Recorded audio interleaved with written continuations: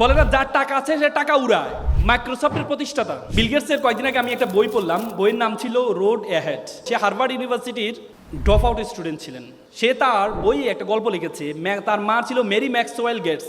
Mary Maxwell ছোটবেলা তাকে 3টি পরামর্শ দিয়েছিলেন। বলছে বাবা, তোমাকে বড় হইতে গেলে 3টি কাজ তোমাকে করতে হবে। কি কাজ?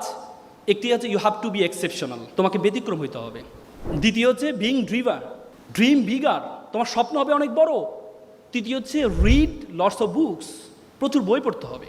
যখন তাকে ছোটবেলায় পরামর্শ দিয়েছিল বি এক্সেপশনাল, তোমাকে ব্যতিক্রম হইতে হবে, যখন বিল গেটস দেখতে পেলেন, সে যখন হার্ভার্ডে পড়া শুরু করলেন, তখন বড় বড় অফিসিয়াল যে কম্পিউটারগুলো আছে, এই কম্পিউটারগুলো তাকে ইউজ করার জন্য দেওয়া হয়। অফিসিয়াল কাজে ব্যবহার হতো তখন কম্পিউটার।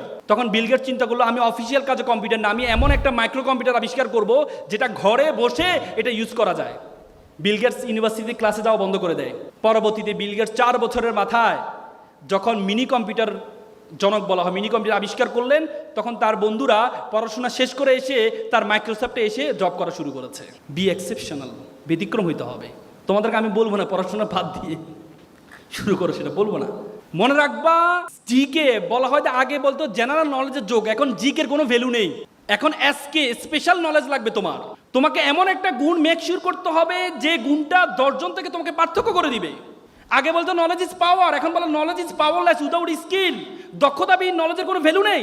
তুমি যদি দক্ষ না হও, এই নলেজের কোনো ভ্যালু থাকবে না। তোমাকে এমন একটা দক্ষতা অর্জন করতে হবে। বিলিভ অর নট, বিশ্ববিদ্যালয় জীবনে যতটুকু পড়েছি, একটা শব্দ, একটা ওয়ার্ড কাজে আসে নাই।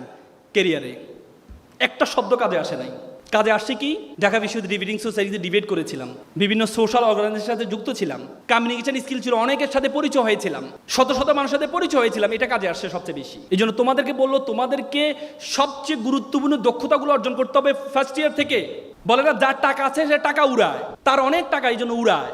আর যার সময় আছে সে সময় উড়ায়। তোমাদের সবচেয়ে বেশি আছে হচ্ছে তোমাদের সময়, আর তোমরা সেটাকে উড়াও, টাকার মতো উড়াও। তাহলে কখনো বড় হতে পারবা না।